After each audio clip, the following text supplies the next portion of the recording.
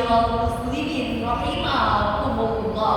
Pada acara Damaskus ketiga ini, Al-Fakir akan menyampaikan pidato yang berjudul Meraih Kesejahteraan dan Kemaslahatan Melalui Literasi Perdamaian. Hal ini penting disampaikan untuk menjadi pengingat bagi kita semua betapa pentingnya suasana damai dalam mewujudkan pembangunan dan berdampak pada kesejahteraan dan kemaslahatan kita bersama. Perlu kita pahami bahwa pembangunan di negara kita ini bisa berjalan dengan baik hingga saat ini dikarenakan faktor suasana yang kondusif dan damai dalam kehidupan bermasyarakat.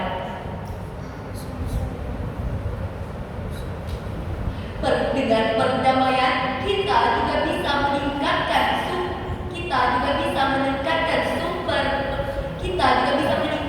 pengembangan sumber daya manusia dengan baik, berupa kesempatan bagi setiap individu untuk mengakses pendidikan tanpa gangguan.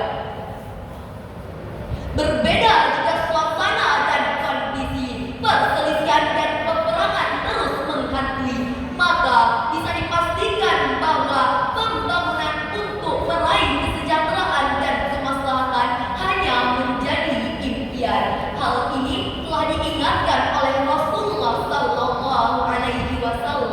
untuk senantiasa menjaga perdamaian. Di antaranya dalam sebuah hadis riwayat Abu Daud dan Tirmidzi. Ala akhbirkumu bi afdala min darajatil siyami was salati was sadaqah. Qalu bala.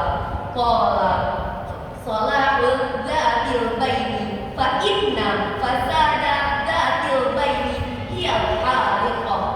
Maukah aku beritahukan kepadamu perkara yang lebih utama daripada puasa, salat dan sedekah? Para sahabat menjawab, tentu wahai Rasulullah. Beliau bersabda, yaitu mendamaikan perselisihan di antara kamu, karena rusaknya perdamaian di antara kamu adalah pencukur atau perusak. Dalam hadis ini diungkapkan bahwa menjaga perdamaian bisa menjadi ibadah yang lebih utama daripada ibadah-ibadah penting dalam Islam seperti sholat dan lain sebagainya. Hal ini benar adanya karena tidak mungkin kita bisa beribadah dengan baik dan tenang, tetapi kita masih dikelilingi dengan suasana konflik dan peperangan. Maka dari itu, jika ingin beribadah dengan baik dan tenang, kita dianjurkan untuk menjaga perdamaian terlebih dahulu. Contoh nyata dapat kita lihat di beberapa penjuru dunia yang saat ini sedang mengalami peperangan. Mereka kesulitan untuk hanya melaksanakan ibadah sholat saja. Untuk melaksanakan ibadah sholat Jumat berjamaah seperti kita saja, mereka seperti akan berangkat ke medan peperangan karena rasa takut dan was-was terus menghantui. Bisa saja sewaktu-waktu bom meledak di sekeliling mereka. Maka wajiblah bagi kita untuk bersyukur bisa beribadah dengan baik dan tenang, dan anugerah perdamaian di negara kita ini harus kita pertahankan sekuat tenaga. Untuk mewujudkannya tentu tidak cukup hanya dengan satu atau dua orang saja, melainkan seluruh elemen masyarakat secara kolektif harus bahu-membahu dan tenggang rasa dalam mewujudkannya di tengah-tengah perbedaan yang ada. Perbedaan sudah menjadi sunnatullah dalam kehidupan. Jangan sampai menjadi pemicu konflik. Semua harus diselaraskan dengan cara saling memahami satu sama lain.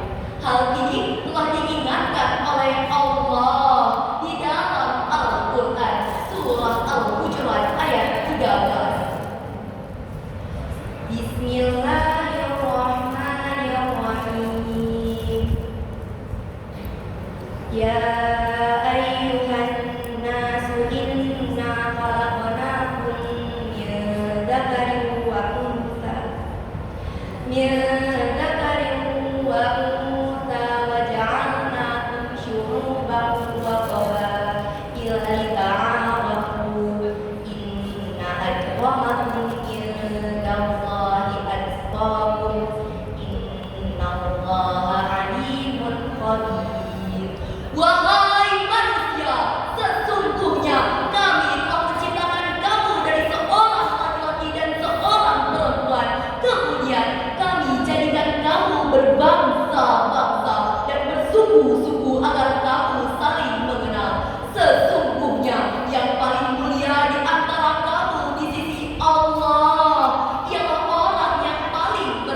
bahwa sungguh Allah Maha mengetahui lagi Maha teliti. Ma'asyiral muslimin rahimakumullah, sebagai bentuk dari pidato ini dapat kita simpulkan bahwa untuk sama-sama menguatkan ikhtiar menjaga perdamaian agar terwujud kesejahteraan hidup dan kemaslahatan bersama, mari berjuang sekuat tenaga sesuai dengan kemampuan diri kita untuk menjadi pioner-pioner perdamaian. Mari kita bantu dan doakan juga saudara-saudara kita khususnya yang berada di Palestina agar peperangan segera usai dan dianugerahi perdamaian agar mereka bisa membangun negara mereka menuju kesejahteraan. Amin ya rabbal alamin. Hanya inilah yang dapat saya sampaikan. Terima kasih atas segala perhatiannya. Mohon maaf atas segala kekurangannya. Al-Fakir tutup dengan dua pantun. Jangan suka ngelamun, bisa-bisa kamu kerasukan mantan. Sesama manusia harus rukun agar tercipta perdamaian. Pak Tani melubangi tanah, bibit sayur lagi disemai, takkan ada kata berpisah, bersatu Indonesia damai. Assalamualaikum warahmatullahi wabarakatuh.